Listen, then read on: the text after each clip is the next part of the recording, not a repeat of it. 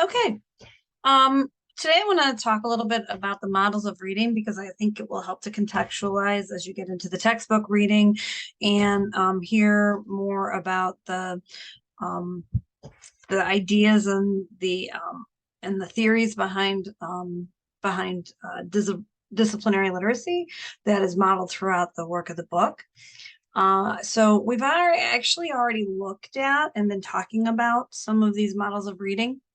But one of the things that I want to talk about is why we have so many different models of reading. And we're going to go over really three. If you count Scarborough's Row, that's kind of a fourth, but it really is just related to the simple view of reading.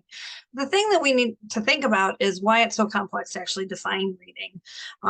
When I was an undergrad and my first career was in journalism, and we used to talk about, laws around media. And one of the laws that we would talk we learned about was the laws about profanity and what is considered profane. And there's this, actually I can't define it, but I know it when I see it.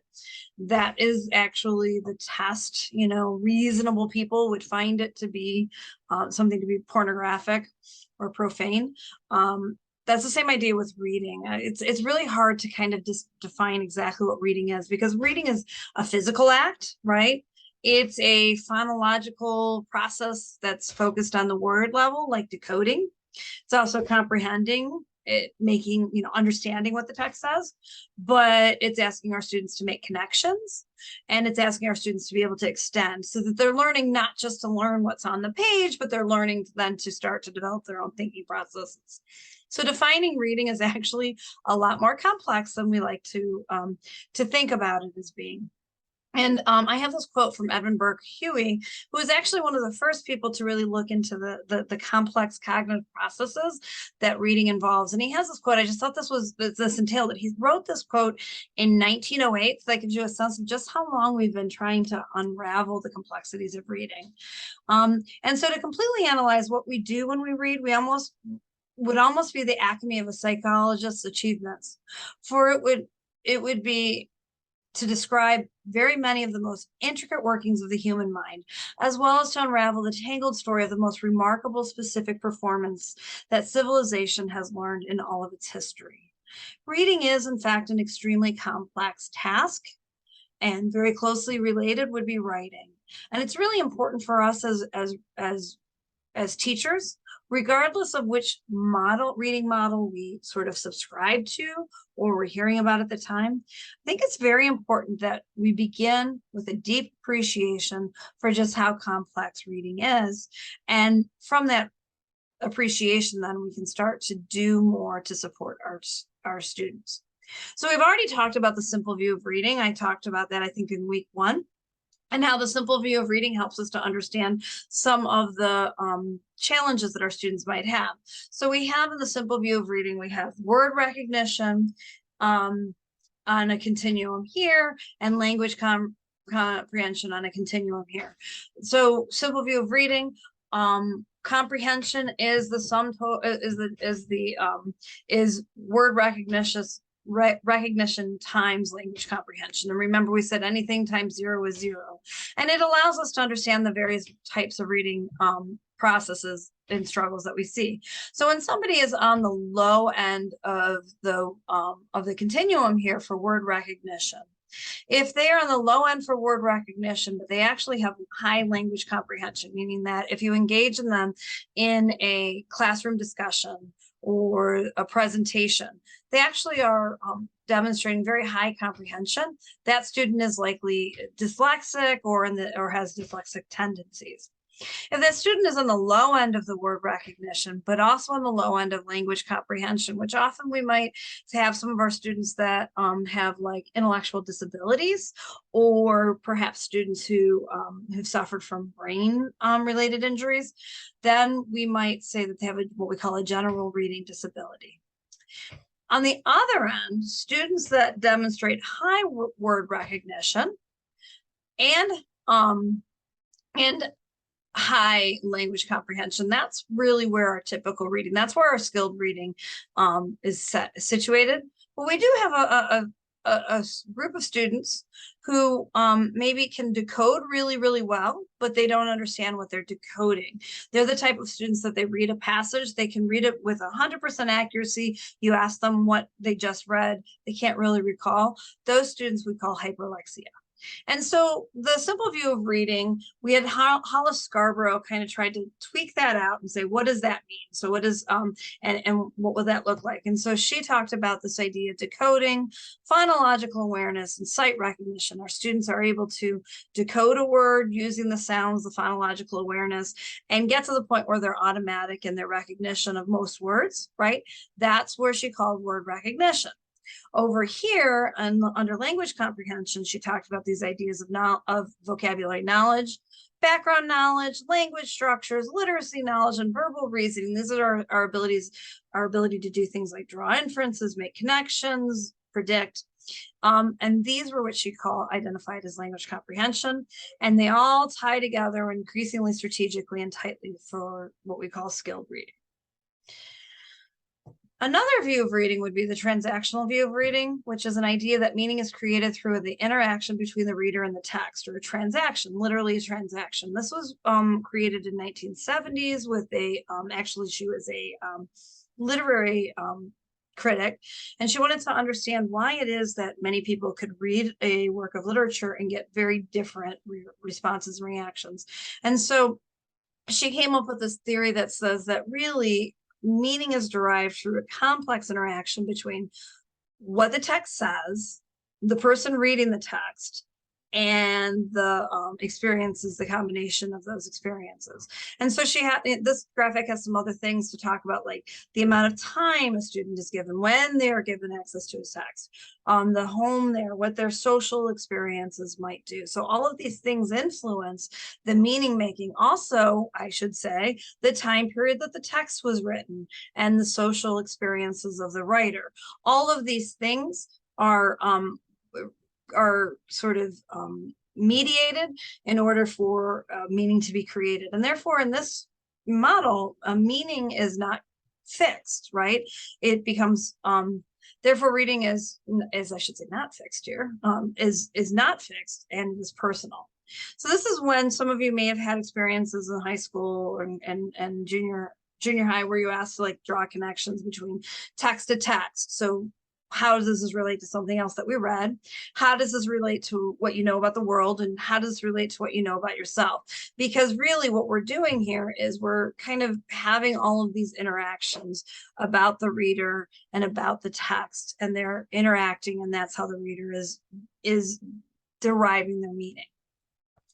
It's also important to note that under the transactional theory of reading, Louise Rosenblatt did understand that the purpose for reading would often affect the way that a student would create meaning. So most of our reading in schools would be what we would call efferent, which are fact-oriented, and students are required to pull answers from the many texts. They draw conclusions and they generate opinions. That does not mean that they aren't still in this complex loop here, right? Where their personality, skills, background, interest, purposes, mood, and physical state are actually interacting with the reading. And then the other type, which is far more personal and which tends to have limited experience in schools, is an aesthetic response, which is when students are allowed to personally and emotionally respond to something. When the students focus on how the reader feels, what is interesting the reader, what matters to them.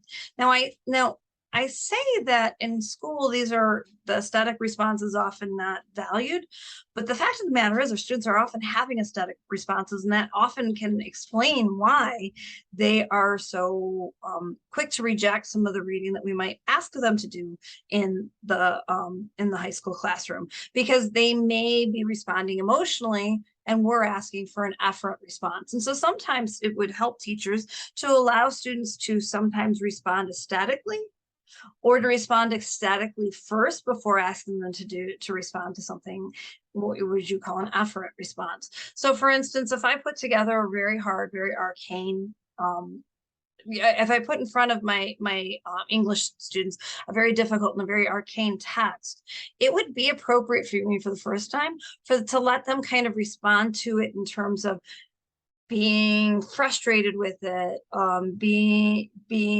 identifying what makes it so challenging to read, and allowing that emotion and that personal experience. But then I can also use that aesthetic experience. So let's say one example I would use is Hamlet. Let's say they go from that, this is so hard, it's intimidating, but then I start to talk about, well, Hamlet actually is talking about a step uncle, a stepfather. How many of you have experienced families? What are the challenges that families have when a mother or a father remarries? And so then all of a sudden I can I can use the aesthetic to also get them into the text, so that then hopefully they can start to do some of my more academic work, which is usually in the efferent realms. I loved this graphic. I wanted you to see, I said the thing that we need to be aware of is that the meanings of text are constantly changing because the reader is changing, right? And the experiences of the readers. And so we want to look at in this model, we want to look at meaning and comprehension as being something that is very fluid. It's not stagnant at all. Okay. Another view of reading that I want to put in front of you, because I think both of these this will help you to understand transactional viewing, why it might be important for you to present your topics in a very relevant way so that your student can bring their own experiences in. So I might be talking about a chemistry idea, but I might actually bring in cooking skills, because that's a great way for them to be able to mediate between my academic content and their lived experiences, things like this. So, and also explains why choice models can be helpful. The Active View of Reading by Nell Duke and Kelly Cartwright it's fairly recent. I want to say the last 2 or 3 years. And it's re-looked at the simple view of reading and kind of looked at why is the simple view of reading not giving us enough information, particularly when we're talking about older readers. With the younger readers not being able to decode, it counts for a lot of the struggling readers. But by the time we get into high school, we start to see more and more readers who can accurately decode, even seem to have accurate language comprehension. So by that graphic, they seem like they should be skilled readers, but they're not. And so what she's talking about is she's looking at this view and she's saying, okay, word recognition, language comprehension, she agrees these are both central to the process of reading. But she looks at these ideas through a new lens. She talks about bridging processes. Word recognition and language comprehension don't happen in isolation to each other in this view. And then she also brings in a little bit of what I would say is almost from that transactional view, that idea of self-regulation and active self-regulation. And so there's in Cartwright and Duke's theory, there is this idea that word recognition, language comprehension are not entirely separate, and important processes bridge them. And so they use the example, I say she because I keep thinking of it in terms of Nell Duke, because she's one of my favorite theorists, but Duke and Cartwright use this idea of vocabulary, right? So here's an example that they use in one of the articles that I read about this. There's a sentence, I will wind the clock. For me to be able to understand that it is wind the clock and not wind the clock, I both need to be able to decode, right? I need to understand W-I-N-D, can say the word wind.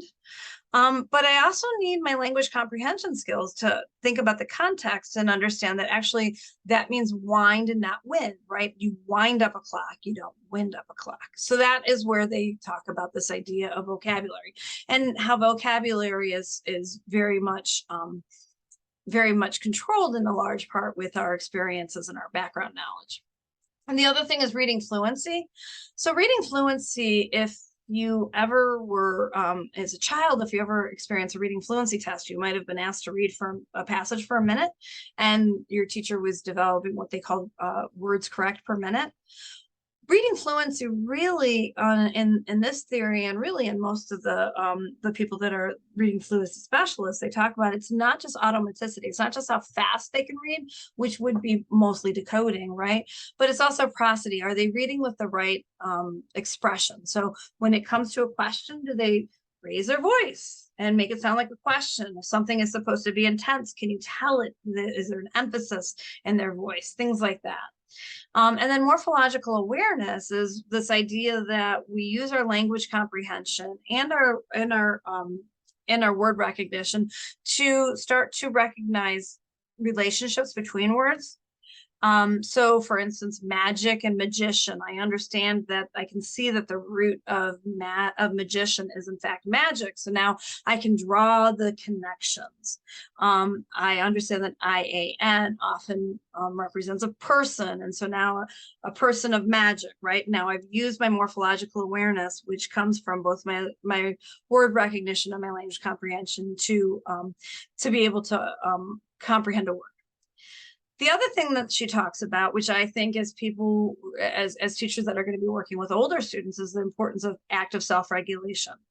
And so we know that things like executive function, we know that when our students have things like attention disorders, when they are trying to, when they take their attention because they're trying to do two things at once, like maybe on social media at the same time that they're trying to read.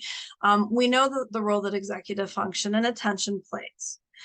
The other thing in here is motivation and engagement. And this is where I feel like it does a really nice job of bringing in Rosenblatt's idea of the transaction. It understands that the student has to be engaged in order to transact with the text. And then it talks about the active self-regulation is giving our students the use of strategies, comprehension strategies like summarizing a text, asking questions of a text, drawing connections to a text, so that the students are eventually able to automatically focus themselves onto this idea of the purpose of reading is to create meaning. The last thing I want to talk very shortly about is, because I think it's a factor in all of these, is the role that memory plays. Inherent in all of these is this understanding that we as readers rely on our memory. And so this is why we see things like, yes, our students need to read, right? They need to, the first level of memory is what we call sensory memory, like being able to visually read a book, right? So sensory input means sensory memory, means that if unattended information is quickly lost. So if our students actually don't physically read, so if you do sustained silent reading in your classroom, and there are students that close their eyes and fall asleep, we know, right? Unintended information is lost quickly, it's gone, right? But that's not enough. Putting their eyes across the text is not enough. The next thing we need is we need their attention, because the attention helps us to move from the input into what we call the short-term working memory. So we need attention to be able to move into our working memory, which means that we need time then to put it into this like sort of like a little waiting room. And in the waiting room, some things get pruned away because we decide we don't need to pay attention to it, and other things get stored. Okay. And the things that get pruned away are what we call unrehearsed information. It gets quickly lost. So one of the things that we want to do then is create an opportunity for our students. So very quickly after our students have read something, they need to be doing something with it so that they're encoding it into their long-term memory and able to move it, to retrieve it, so that when you're asking them to use it. So by encoding, that would be like we're asking them to pay attention, but also to think about or do something with that information. So that's where the strategies, right? It could be encoding, could be literally having them write out the information, but it could be those strategies. If you're asking the students to ask questions of a text, that's encoding. They're doing something. They're rehearsing the information so that it doesn't get lost and it can get stored into their long-term memory. But we also know that long-term memory or capacity over time, right? So this is one of the reasons why we want to think about some information will be lost over time. So if we don't want to assume that just because we know that, say, a fifth grade standard has Ohio history, you read you have them in 10th grade, you're probably going to want to make sure that you're activating that memory, and you may have to go right back through the whole process, because some of that information that they stored is as 10-year-olds may be lost when you have them as 15 or 16-year-olds. So good reading requires students to move from working memory to long-term memory. I'm going to show you a quick video, and then if you're a woman over 40 and you want to lose belly fat, stop doing endless workouts. Want to know why those crazy workouts and fat? Okay. This is in working memory between skilled and less skilled readers. Let's start from the beginning. Okay. Can't read at grade level by 3rd grade is 4 times less likely to graduate high school than one who can. Despite approaches like phonics and whole language, many learners still struggle with reading. Research shows significant differences in working memory between skilled and less skilled readers. Working memory allows a person to temporarily hold and manipulate a limited amount of information. It's thought that readers with low working memory have difficulty combining new information with what they already know. To recognize the meaning of sentences while reading, students must first hold individual sounds and then words in their working memory as they figure out how these relate to one another. As learners grow and encounter more complex information, difficulties with working memory may become more apparent. What does low working memory look like? Students with low working memory may be easily distracted and behave as though they are not paying attention. In reading or writing, they may forget some or all of the words in a sentence or sequence of words. Or they may lose their place, repeating or skipping letters and words. As a result, they may struggle to understand how sentences or words relate to one another. How can you support students' working memory? No approach will work for all learners, but there are some research-based approaches that can be helpful. Repeat instructions and break down complex tasks into single steps. Have students create organizers like wall charts and checklists they can refer back to and use to stay on track. Provide options like audiobooks, manipulatives, or physical activities connected to learning, like walking or tossing a ball. These learning methods can help them focus. Reading skills are necessary for student success. With awareness and interventions, it is possible to help those with low working memory become proficient readers and improve their learning outcomes for the rest of their lives. To learn more, visit the digital. Okay, so back to the presentation here. So what's common in all of these, I'll stop the screen for a second. All right, what's common in all of these models then is this idea that we have a complex process, multifaceted process, and that our students will need our support throughout the process. So as you read about disciplinary literacy, I want you to think about how these complexities may factor in as you're thinking about and seeing the different strategies and models presented.